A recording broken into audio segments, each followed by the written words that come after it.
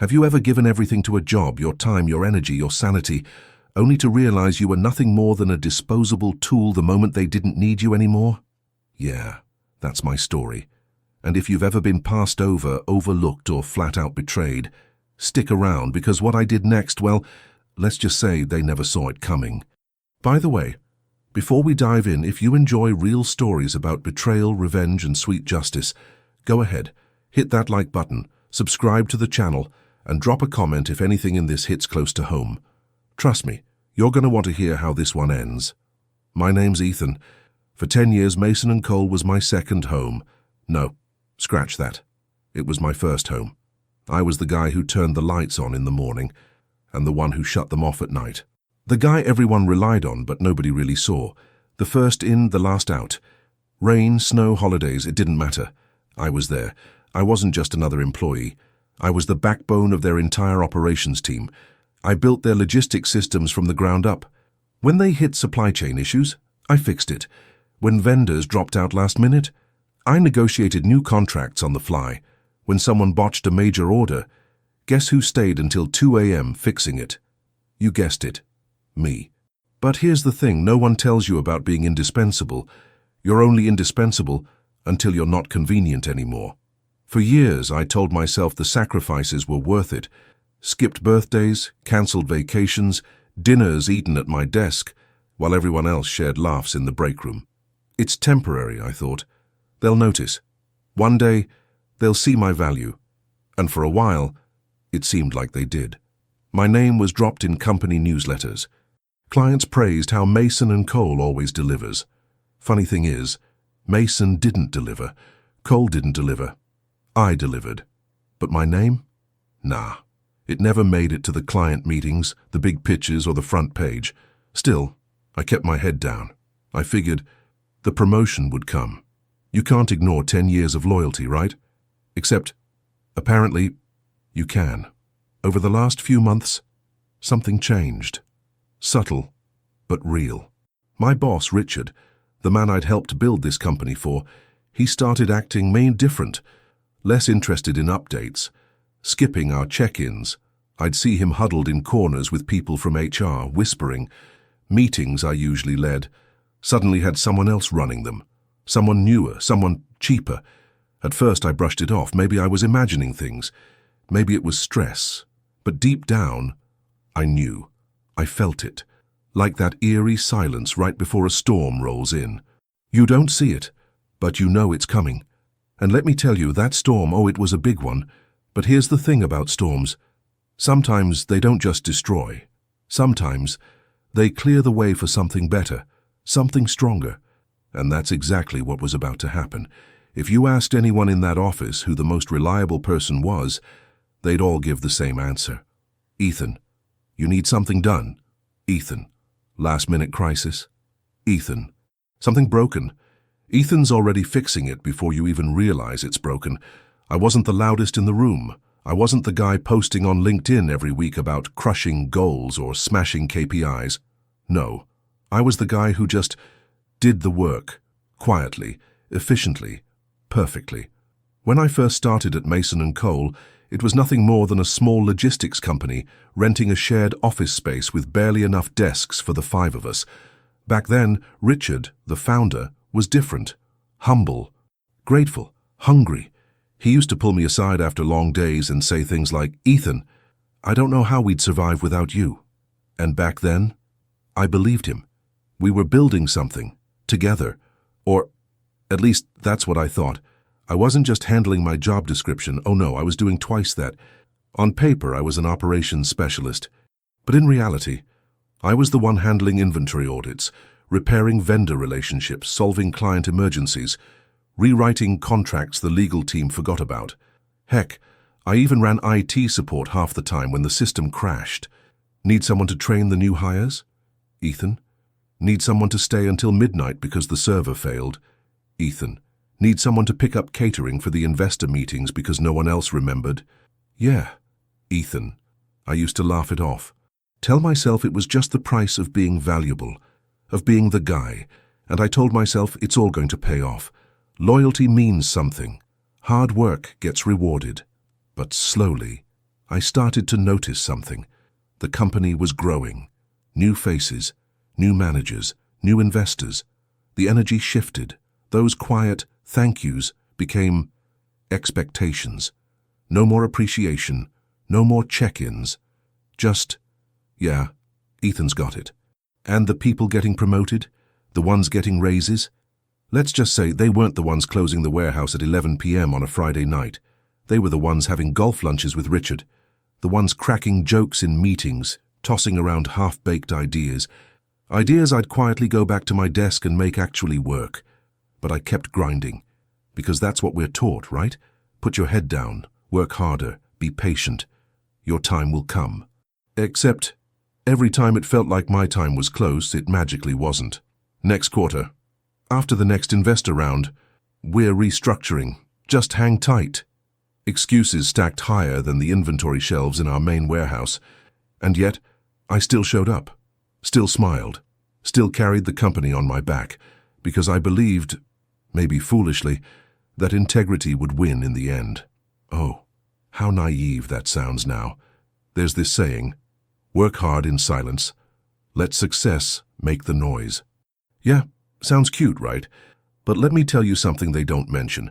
When you work in silence long enough, people stop hearing you, or worse, they pretend you were never there at all. That's exactly what happened to me. See, the bigger Mason and Cole grew, the more invisible I became. The very systems that kept the company afloat. I built them.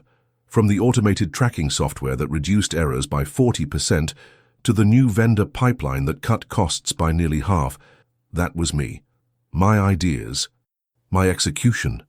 And yet, every time Richard stood on stage at an investor pitch, smiling that fake, polished CEO smile, he'd say things like, "It's thanks to our leadership team and innovative strategies that we've reached this level." Leadership team? Innovative strategies? Funny. I didn't realize Ethan busting his butt alone in a locked conference room until 3 a.m. qualified as leadership synergy. But the worst part? Watching my ideas, my blood, my sweat, get handed over on a silver platter to guys like Greg. Oh, Greg. Fresh out of business school, always ready with some buzzword salad like leveraging scalable solutions to maximize operational fluidity. Translation? He had no idea how anything actually worked, and yet, Greg was the one getting flown out to Vegas for conferences. Greg was the one getting FaceTime with the board. Greg was the one Richard started calling a rising star. Meanwhile, I was back in the warehouse fixing a logistics bug that, had I not caught it, would have delayed $1.2 million worth of shipments. And nobody, not a single person, even noticed. At one point, I found out, purely by accident, that Richard had presented one of my biggest process overhauls as his own during an investor meeting. Word for word. The exact proposal deck I'd written at 2 a.m. one night after a system crash. And when I confronted him, he smiled. Actually smiled. "Ethan, we're a team. What's yours is ours, right? Besides, we're all working toward the same goal." Yeah, as long as the credit flowed uphill, and the work stayed at the bottom with me. But here's the kicker. Every time I thought maybe, just maybe, it was finally my turn, I'd get hit with the same old lines. "Let's revisit this after the next quarter.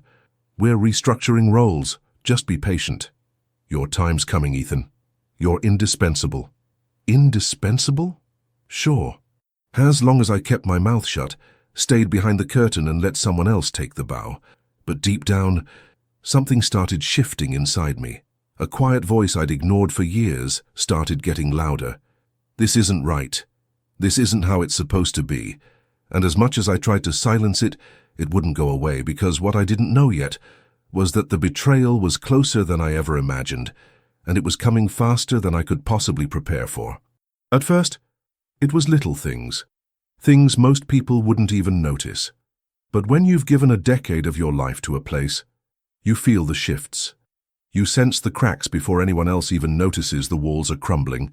It started with meetings I was supposed to be in. Suddenly, I wasn't on the calendar.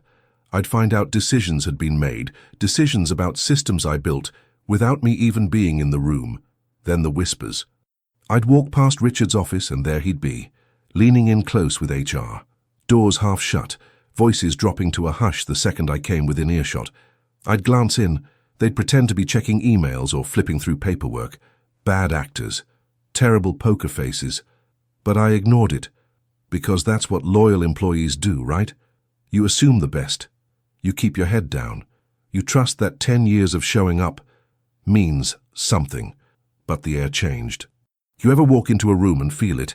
That invisible heaviness, like something's off. People avoid eye contact. Conversations die the second you step in. Smiles feel forced, thin, fragile. That's what the office felt like now. And then came the new faces, a steady stream of them. Bright-eyed, fresh out of college, walking in with shiny resumes and zero idea what they were actually supposed to be doing. Don't get me wrong, I've got nothing against new blood. But something about this batch felt different. They weren't brought in to learn, they weren't shadowing or observing, they were replacing. And the worst part? They were clueless. I had one intern, sweet kid, nervous as hell, come up to me one afternoon, asking how to access our supplier dashboard. I asked, "Who told you to work on that?" His answer, "Richard said it's okay to just poke around and figure it out." Poke around on a live production database. A system that, if broken, would derail millions of dollars in shipments. I cleaned up his mess quietly. No thanks, no credit. Just a pat on the back from Richard the next day like, "You always pull through, buddy." Buddy. Right. But it wasn't just the interns. Richard himself had grown colder, distant. Didn't even pretend to care about updates anymore. One-on-ones were cancelled last minute, if they were scheduled at all. And when I flagged critical issues, I'd get brushed off with, "Let Greg handle it." Greg, the guy who once asked me which Excel file was the live one because he didn't know how version control worked. Yeah, Greg. But here's the part that really hit me. One afternoon I overheard Richard talking to someone from HR right outside the break room. He thought I wasn't there. The door was half open. His words burned into my brain. Guys like Ethan, they don't adapt. 10 years in the same role sits dead weight. They don't even fight back. You just cut them loose. They'll swallow it and walk. I stood there, frozen, chest tight, fists clenched. For a second I wanted to walk in and scream, flip a desk, anything. But I didn't. I did what I always did, swallowed it, smiled, walked back to my desk, but inside, something snapped. I wasn't just sensing a storm anymore. I was the storm. If there was ever a moment when it all became clear, when I finally realized this wasn't just paranoia or burnout, it was the day Greg officially became the guy. You know the type. Smooth talker, perfect hair, always cracking jokes that aren't actually funny, but everyone laughs anyway because, well, odd politics. Greg didn't know a single thing about the systems I'd spent a decade building. He couldn't troubleshoot his way out of a locked iPhone, let alone navigate the back-end logistics infrastructure that I literally designed from scratch. But somehow, Greg was suddenly everywhere. Meetings I used to lead, now Greg's show. Vendor negotiations, Greg's handling it. Client updates, project overviews, even internal trainings. Greg. And here's the kicker. He wasn't just stealing my responsibilities. He was stealing my words.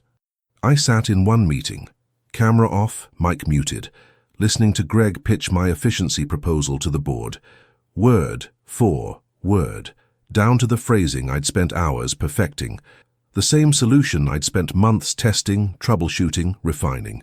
Greg smiled, flashed his teeth, dropped buzzwords like streamlining operational bottlenecks and integrating adaptive workflow solutions. I watched him soak in the praise. Watched Richard nod approvingly, saying, "This is exactly the kind of innovation we need." I felt sick, physically sick, but it didn't stop there. Later that week, I caught wind of an internal announcement, a new position, Director of Operations Efficiency, a role designed specifically around, you guessed it, the processes I'd created.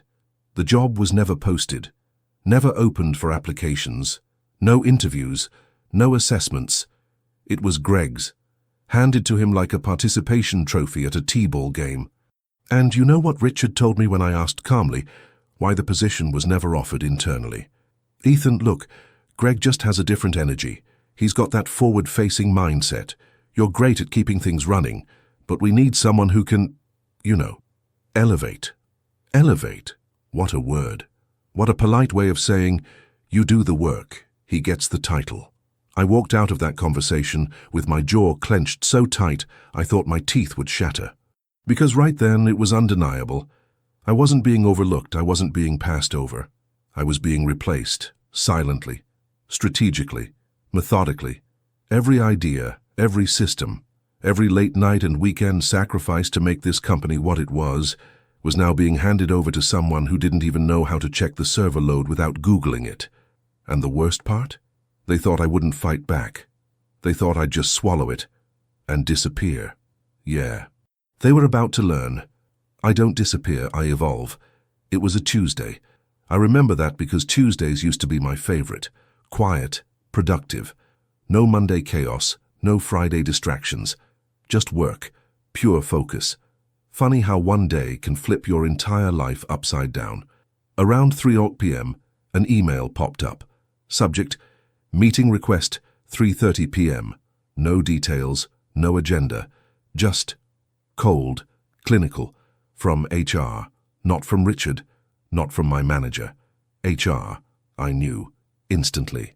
That knot in your stomach when your body realizes something before your brain catches up. I stared at the screen, read the subject line 4 times. My hands were cold, but my face, hot, burning, not with fear, not even with sadness. Rage, pure concentrated rage wrapped in disbelief. I got up, walked down that hallway, the same hallway I'd walked 1,000 times with pride. A hallway lined with photos of company milestones I helped create. Milestones? That suddenly meant nothing.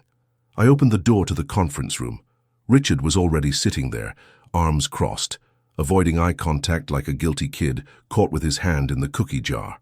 Beside him, Hannah from HR, the one who always smiled at holiday parties but now couldn't even look me in the face. I didn't sit. Richard cleared his throat. "Ethan, thanks for coming in." His voice, fake calm. That corporate tone people use when they're trying to pretend they're not stabbing you in the back. "We'll get straight to it," he continued. "The company's going through some changes, a necessary restructuring, and after evaluating roles and responsibilities, we've made the difficult decision to eliminate your position. Effective immediately. Effective immediately." I didn't flinch, didn't blink. I just stared. Let the silence do the talking. Watched Richard squirm in his overpriced chair, trying not to meet my eyes.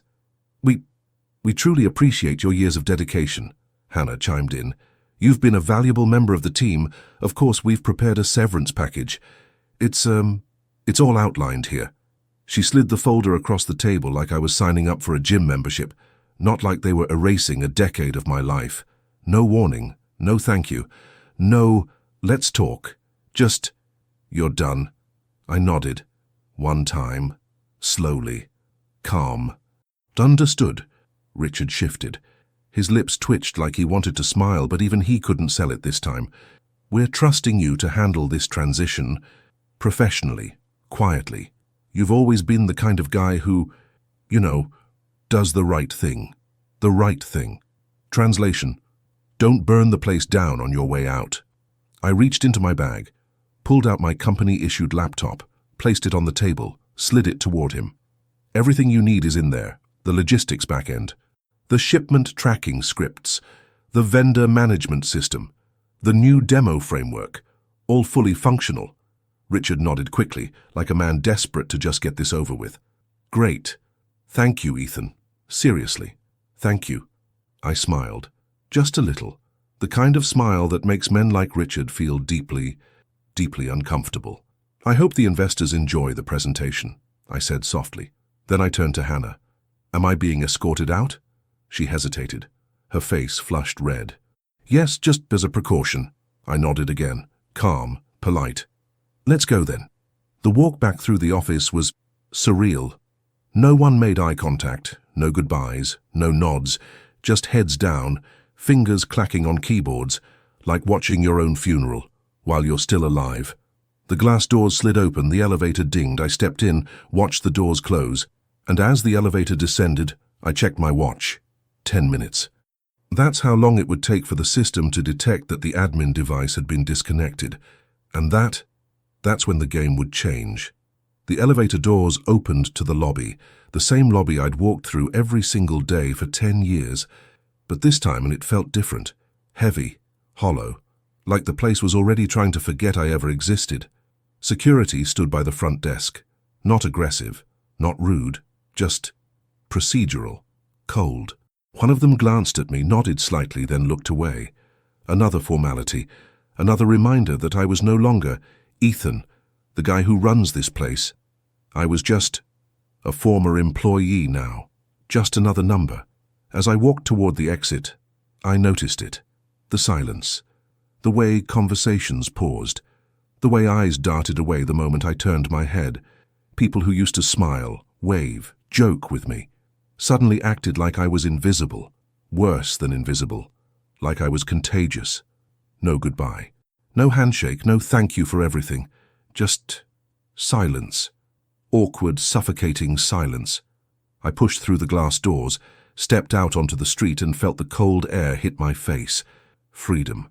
Except it didn't feel like freedom. Not yet, not fully, not until what was coming next. I walked 2 blocks, found this little coffee shop on the corner, a place I'd passed 100 times but never actually gone into because, well, work always came first. Not today. I ordered a coffee, sat by the window, pulled my phone out, face down on the table, waiting, watching, listening. My hands were steady, my breath calm. But inside? Oh, inside was a different story. My heart was pounding like a war drum. Not from fear, no, this wasn't fear. This was anticipation. Because back upstairs, 5 floors above, the clock was ticking. See, what Richard and Greg didn't know is that years ago, when I built the back end for our logistics systems, I created a failsafe, not sabotage, not some malicious Trojan, just car protection, insurance, a line of code buried so deep that even the best engineers wouldn't notice it unless they knew exactly where to look. A simple logic loop, a digital tether. As long as my admin credentials were valid, the system stayed open, smooth, seamless, but revoke those credentials, sever that connection, and the tether snapped.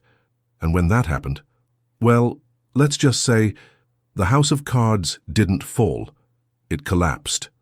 Oh, and by the way, if you've ever been through something like this, if you've ever been stabbed in the back by a boss, a co-worker, or someone who underestimated you, now's the time. Hit that like button, subscribe, and drop a comment telling me if this hits home. Because trust me, what's coming next you do not want to miss. I took a sip of my coffee, looked at my watch. Almost time. I stared out the window of that little coffee shop, watching the world move like nothing had changed, like the ground hadn't just shifted beneath someone's feet 5 floors up. But I knew. Oh, I knew.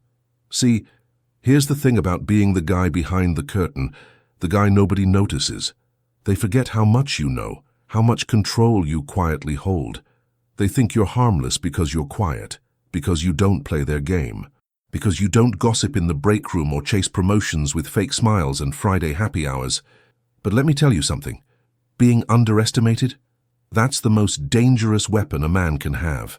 When I built the logistics framework, the vendor dashboards, the shipment tracking algorithms, I did it all with one thing in mind: stability, redundancy, protection. I wasn't thinking about revenge back then, not even close. I just didn't trust chaos, didn't trust failure. And frankly, Gus didn't trust Richard. So I wrote contingencies, little guardrails, safety nets, invisible, until someone decided to push me off the tightrope. And now, here we were. See, the moment my admin access was revoked, the instant they wiped my credentials, that safety net triggered. Not to delete, not to destroy. No, I'm not a criminal. I don't burn bridges. I just lock the door behind me. The core systems, the routing logic, the inventory allocations, the shipment queues, the client-side dashboards, they all required a cascading authorization passphrase, one that was manually stored, not in the cloud, not on the server, but up here, in my head. Why? Because Richard always wanted it that way. Keep it secure, Ethan. No single point of failure. Oh, the irony. Without that passphrase, the systems would run, but they wouldn't execute. A pretty dashboard, a flawless-looking front end, But every time someone clicked confirm shipment or run inventory report, it would spin, spin and spin, until it crashed. A locked engine inside a luxury car, shiny, expensive, useless. And the best part? No one. Not Greg, not Richard, not the outsourced IT guy they called for emergencies. Not a single one of them knew how deep the architecture went, because the architecture wasn't just code. It was me. 10 years of experience, 10 years of decisions, 10 years of knowing where every wire was buried. I sipped my coffee, checked the time, 2 minutes, I could almost hear it. The first confused email, the Slack message. Hey, anyone else getting an error on the dashboard? Then the panic, the frantic footsteps, the rushed calls to IT, the wild guesses. Maybe it's the server? Try restarting the VM. Is it the load balancer? Nope, it wasn't any of that. It was the simple fact that for 10 years, I wasn't just part of the system. I was the system. And now, I was gone. The first sign came quicker than I expected. Sitting there in that little coffee shop, I heard the buzz of my phone. I flipped it over. A text. Not from Richard, not yet. It was from Owen, one of the junior engineers. Good kid, smart.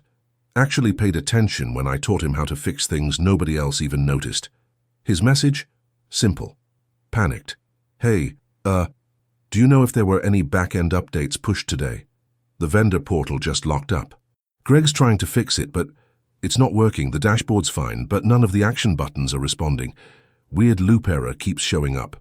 I smiled, leaned back in my chair, took a slow sip of my coffee. No updates on my end. Maybe ask Richard, I typed back. No more than 30 seconds later. Buzz. Another text. Dude, now the shipment scheduler's offline. Brent tried to reboot it, but it's just stuck on authorizing process. You ever see that before? Oh, I'd seen it. I designed it. See, this wasn't a crash, it wasn't a bug. This was the system doing exactly what I'd programmed it to do in one very specific scenario. If the admin chain broke without a valid handoff, the entire operational backend shifted into read-only lockdown. It didn't delete data. It didn't break anything. It simply refused to let anyone touch the controls. Picture this. You're sitting in a car. The engine's running. Dashboard lights are on. Radio's playing. Air conditioner humming. But the steering wheel, locked. The gas pedal, dead. The brakes, frozen. You're sitting there, trapped in place, while the world watches. And the best part, it looked perfectly fine from the outside. No alarms, no error messages that made sense. No big red banners screaming system failure. Just quiet, smooth, beautiful paralysis. My phone buzzed again. This time, Richard. First a text. Short, sharp. Hey, are you available? Need to ask you something real quick. Ignored. Then there's something weird happening with the back end. You know what this might be? Ignored. Then the call. Direct. Straight to voicemail. I didn't pick up. Not yet. Not now. Let him stew. Because here's the thing. This wasn't sabotage. This wasn't me burning the house down. No, this was me simply taking my keys when I left. The keys they never even realized I owned. Back upstairs, I could picture it. Greg frantically clicking every button, checking every log file he barely understood. Richard pacing, running hands through his hair, calling IT consultants, slamming his fist on the desk when nothing worked. And worst of all, the investors were coming. A multi-million-dollar demo scheduled in less than 24 hours. A demo that required the backend to simulate live shipment routing, real-time inventory management, and vendor integration. Except the engine was locked, and there wasn't a locksmith in the world who could open it without me. Taoxuan, just a reminder, if you're loving this so far, if you've ever dreamed of watching the people who underestimated you realize exactly what you're worth, hit that like button, smash subscribe, drop a comment, because trust me, this is just getting started. I checked my watch. 10 minutes since I walked out. The storm was just beginning. The thing about chaos is, it never starts with screaming. No. Chaos starts with confusion. Quiet. Subtle. A missed click. A loading screen that never finishes. A Slack message that reads, "Hey, anyone else seeing this?" And then it spreads. Sitting there, coffee in hand, I could almost feel the temperature rising back at Mason and Cole. The same people who couldn't even set up a printer without asking me for help were now staring down a system that looked perfectly fine, but was functionally dead. I checked my phone again. Another message from Owen. Man, it's getting bad. Greg's panicking. He tried rebooting the vendor API server twice. Now nothing's connecting. Finance can't generate shipment reports. Richard's in a meeting with the board right now, and I don't think he has a clue what's happening. Oh, he didn't. Not even close. I imagined Richard sitting there tapping his fingers against the conference table, forcing that fake, confident smile while one of the investors casually asks, "Can we see the live shipment dashboard?" Greg probably clicking furiously behind the scenes. Clicking and clicking and clicking, watching the little spinning wheel loop over and over like it was mocking him. Because that's the thing, this wasn't just technical failure, it was exposure. All the smoke and mirrors, all the glossy presentations, the buzzwords, the empty promises, suddenly meant nothing. Because without the machine running underneath it all, the machine I built, they had nothing. Just a pretty interface with no engine, a car with no wheels. My phone rang again. Richard. Declined. Immediately a text. "Ethan, seriously, this isn't funny. If you did something, just tell me. We can fix this. Call me." I laughed out loud. Actually laughed. People at the coffee shop glanced over. I didn't care. No, Richard, this wasn't a prank. This wasn't me doing something. This was you realizing, too late, that you never actually understood the thing you were trying to control. Another buzz. Back-end's completely frozen now. Vendor files locked. Can't process anything. Greg's losing it. Richard just stormed out of the boardroom. They're asking questions he can't answer. Owen. Oh, they were asking all right. Questions like, why isn't the system working? Didn't you say this was investor-ready? Where's the guy who built this? Spoiler alert. He's sitting in a coffee shop downtown, sipping a medium roast, watching the empire he built collapse without him. And let's be clear, this wasn't malice. I didn't wipe data. I didn't crash servers. I didn't destroy a thing. I simply flipped the switch that said, this only runs with me. A decade of being invisible. A decade of being passed over, ignored, overlooked. A decade of people like Richard smiling in my face while handing my work to guys like Greg. All that time, they thought I was the quiet guy in the corner. Turns out, I was the corner. And now that I was gone, the whole thing was falling apart. I could practically picture it. The shouting, the frantic footsteps, the wild clicking of keyboards, fingers smashing keys like somehow maybe brute force could override ignorance. Greg, poor Greg, sitting at my old desk, sweating bullets, staring at a screen full of green check marks that meant nothing. The front end was pristine, perfect. Beautiful dashboards, color-coded charts. Everything looked operational. Except, nothing worked. Click, confirm shipment. Error. Generate vendor report. Error. Run inventory allocation. Error. A polite little spinning wheel over and over and over. And as the panic grew louder, so did the realization. They didn't just lose a guy. They lost the guy. My phone buzzed again. This time, not just texts, voicemails, missed calls piling up like overdue bills. First one from Greg. His voice? Desperate. Trembling. Hey, Ethan, listen. I don't know if something got missed during the transition, or maybe you forgot to disable something before you left. Anyway, can you, give me a call, please? Like, soon? No, Greg. I didn't forget anything. Then Richard. Oh, Richard. Ethan, we need to talk. Look, if you're upset, fine, I get it. But don't do this. We can figure this out. Just call me, please, if you're upset. That's the best he could come up with, after 10 years. Then the investors caught wind. Oh, they caught wind fast, because nothing stays quiet when there's money on the line. I imagined the scene vividly. Richard standing there, face flushed, trying to explain why the live demo wasn't working, trying to fake calm while the back end refused to process a single command. One investor probably leaning back, arms crossed, asking the question that cuts deeper than any insult. Didn't you say this was bulletproof? Didn't you say this was ready? And Richard scrambling. Yeah, we had a minor, technical hiccup. But the team's on it. Just give us a few minutes. A few minutes, sure. Take all the minutes you want. Take hours. Take days. You won't fix it. Because you can't. Because the guy who knows how. He's not in that room. He's not even in the building. He's sitting 2 blocks away, sipping coffee, watching this all unravel like a slow-motion car crash. And here's the irony. The absolute delicious, poetic irony. All those times Richard said, I wasn't leadership material. All those times Greg smiled while presenting my work as his own. All those skipped promotions. All those broken promises. And now the entire company was realizing that the quiet guy in the corner wasn't just a worker. He was the foundation. And when the foundation walks out, everything falls apart. If there's one thing about System, they're honest, brutally honest. You can smile for the investors, you can bluff through meetings, you can fake confidence in front of your team. But code doesn't lie. And right now, the code was telling a very loud, very clear truth. You don't belong here anymore. My phone buzzed again. Another message from Owen. Dude, this is bad. The shipment logs are locked. Vendor profiles are inaccessible. The routing algorithm is stuck in an endless authorization loop. Richard's freaking out. Greg looks like he's about to pass out. It's completely lost. Nobody knows what's happening. Oh, but I did. I could picture it perfectly. The dashboard's blinking.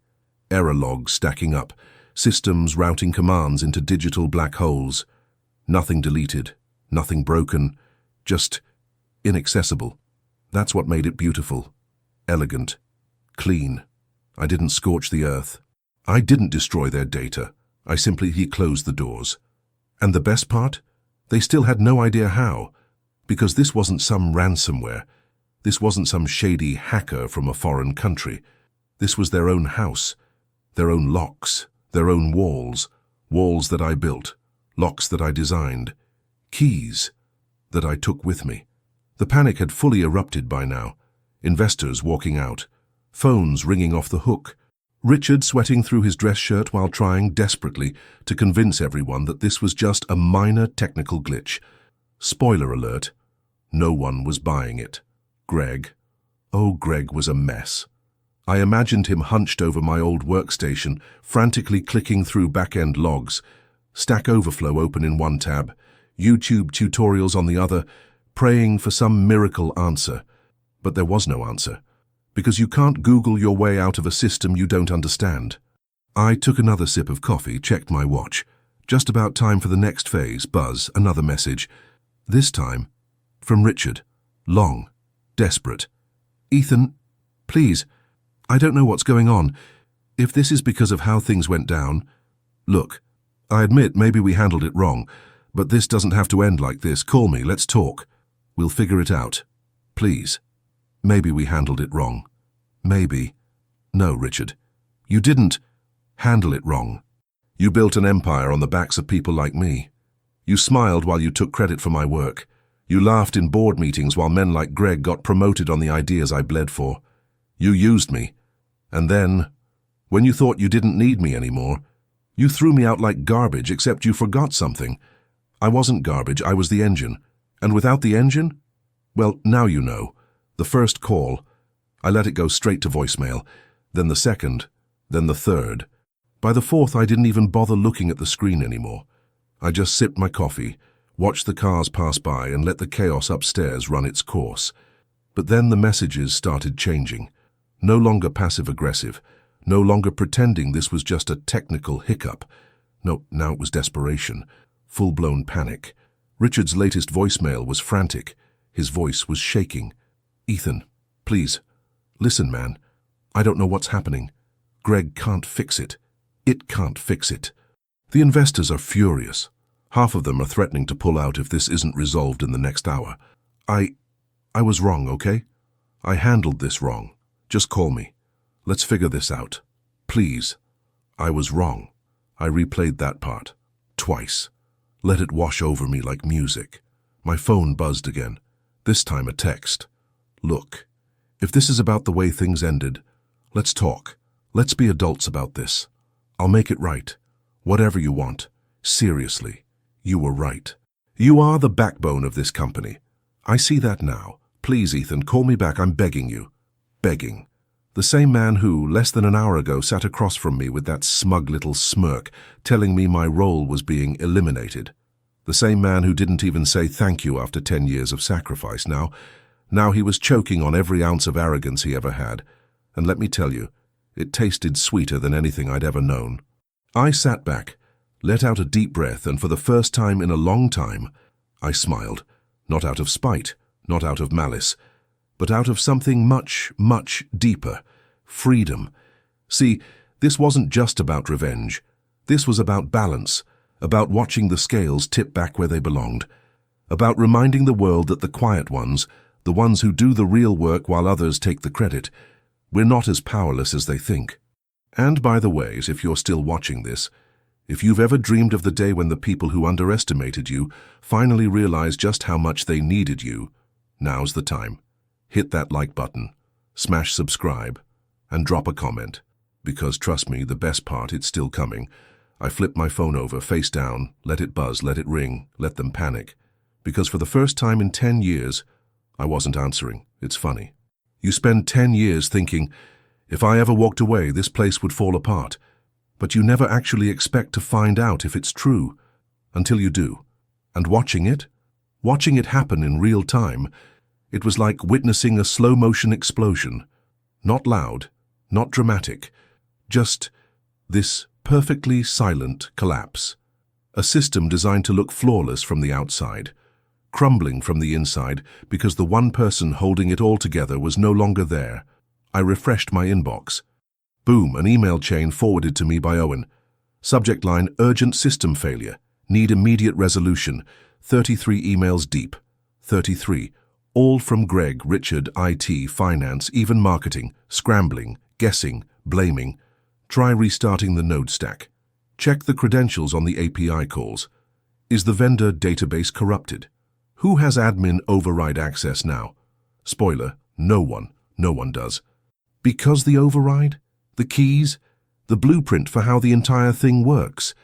Yeah, those lived right here, in my head. My phone buzzed again. Another message from Owen.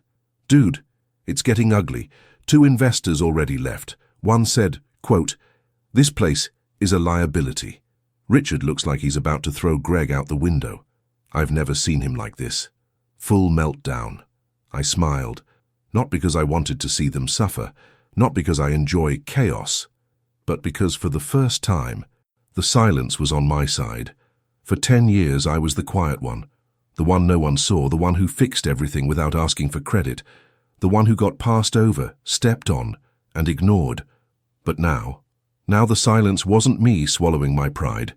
It was them swallowing reality. And the best part, I didn't have to lift a finger. I didn't crash anything. I didn't delete anything. I didn't break a single thing. I simply let the absence of my presence do the talking. Richard tried calling again, straight to voicemail, then Greg, then Hannah from HR, then, believe it or not, the interim CTO, a guy who I swear couldn't even spell API without autocorrect. Ignored, ignored, ignored. Because this wasn't my problem anymore. This was them, finally experiencing what it feels like to be unsupported, unseen, left to figure it out alone. I stood up, paid for my coffee, took a deep breath, and as I walked out of that little cafe, I realized something. For the first time in a decade, I wasn't carrying anything that didn't belong to me anymore. Not their problems, not their stress, not their failures disguised as team challenges. Nothing. I walked lighter, freer. The air smelled different, fresher, cleaner, because the storm wasn't mine anymore. As I walked down those city streets, something strange started to happen. At first, I expected to feel triumphant, victorious, like some kind of anti-hero walking away from an explosion in slow motion, but instead, I felt something else. Stillness. It wasn't empty. It wasn't numb. It was quiet. Like for the first time in years, the endless noise in my head, the pressure, the second-guessing, the frustration, the anxiety, just stopped. No emails. No Slack pings. No, hey Ethan, can you take care of this? Silence. And in that silence, a realization hit me harder than any betrayal ever could. I spent 10 years believing I had to prove my worth to people who never intended to see it. Let that sink in. 10 years of giving everything, showing up early, staying late, sacrificing weekends, holidays, birthdays, because I thought, truly thought, that loyalty was currency. That hard work was the investment. That recognition was the reward. But it wasn't. Because the truth is, in places like that, recognition isn't earned. It's assigned. It's politicized. It's handed out to the loudest voice, not the strongest backbone. I paused at a crosswalk, watched the light change, and right there, it clicked. I never needed them. They needed me. They needed me to be quiet. They needed me to be invisible. They needed me to fix things in the background while they took credit up front. And when they thought they were done squeezing everything they could out of me, they tried to toss me aside. But the thing about trying to throw someone like me away is that you eventually realize we were the foundation holding it all together. And when the foundation walks, the house falls. My phone buzzed. Another message. This one, from Owen. Hey, I don't know if you're seeing this, but the news is starting to pick it up. Investors are pulling out. Some guy from the board called the whole demo an operational disaster. People are saying Richard might step down. It's chaos, man. I smiled, not out of spite. Not because I wanted to see anyone hurt, but because, for the first time, I knew this wasn't about revenge anymore. This was about freedom. I don't owe anyone anything. Not Richard, not Greg, not the board, not the investors. I built their kingdom, quietly, silently, brick by brick.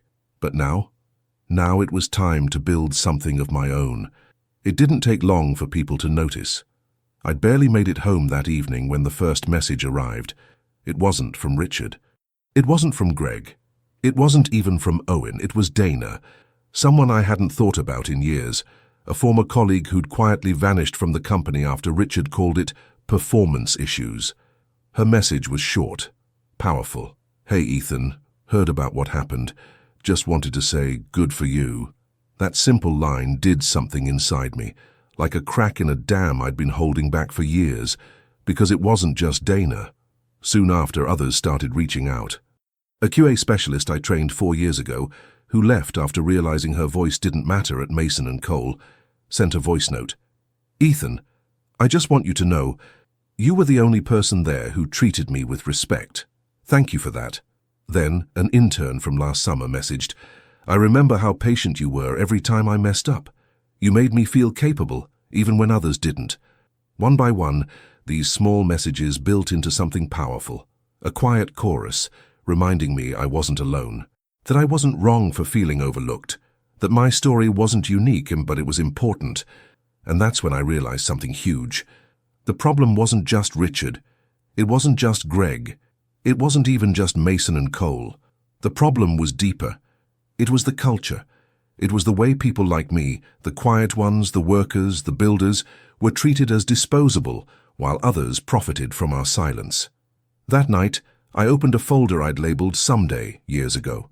A folder filled with sketches, ideas, notes, dreams I'd shoved aside because I didn't have time. But now I had all the time in the world, and as I flipped through those notes, something clicked. I wasn't just leaving something behind. I was moving toward something bigger, something cleaner, something honest, a company that respected the quiet workers.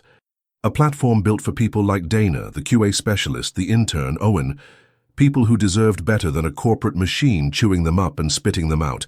And suddenly, my phone buzzed again. Owen. This time, not about the chaos at Mason & Cole, just a simple, honest question. Hey man, whatever you're planning next, I want in. If you're building something real, something honest, count me in. I stared at that message for a long time. And finally I typed back, meet me tomorrow morning, let's start building. No hesitation, no fear, just certainty. Because this wasn't revenge anymore. It was reinvention. It was me stepping out of the shadows. It was me reclaiming my voice. It was me finally building the thing I'd spent 10 years quietly dreaming of. Something real, something good, something mine. 3 months later, everything was different. Mason & Cole, They were nothing more than a headline. A cautionary tale whispered among tech startups. Investors had pulled out. Richard stepped down. Greg quietly disappeared into obscurity, last seen scrambling to update his LinkedIn profile, desperately trying to erase the disaster he'd helped create. But me, I wasn't looking back. Not anymore. The little idea from my someday folder. It wasn't little anymore. With Owen by my side, we built something real, something genuine. We called it Rootline because it was about going back to the root. Honesty, simplicity, and respect. No flashy pitches, no buzzwords, just a platform designed for real people, built by real people. And you know what happened next? Those same investors, the ones who walked out on Mason & Cole, started reaching out, quietly, respectfully. No arrogance, no false promises, just a genuine interest in something authentic. One afternoon, sitting in our new office, Owen leaned back, grinning. You know what's funny? We spent years thinking we had to earn our place at the table. Turns out we were the table. And he was right, because now we weren't begging for scraps of recognition. We were building a company based on integrity, on fairness. A place where hard work was respected, valued, rewarded, not used and discarded.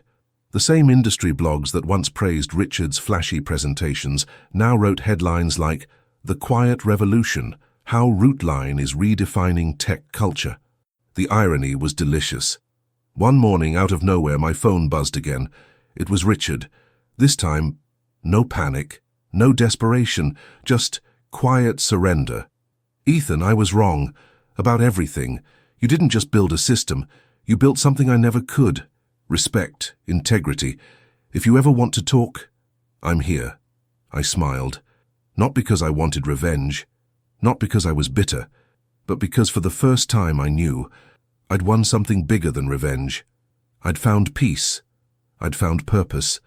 And now every morning when I walked into our office, small, humble, genuine, I knew one simple truth. The best revenge wasn't watching them fall. It was letting them watch us rise.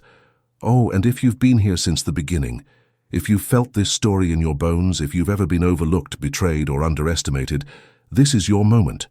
Hit that like button, subscribe, and leave a comment. Share your story. Because remember, the world doesn't belong to the loudest voice in the room. It belongs to the quiet ones, the ones who build quietly, rise confidently, and remind everyone watching. We're not invisible. We're unstoppable.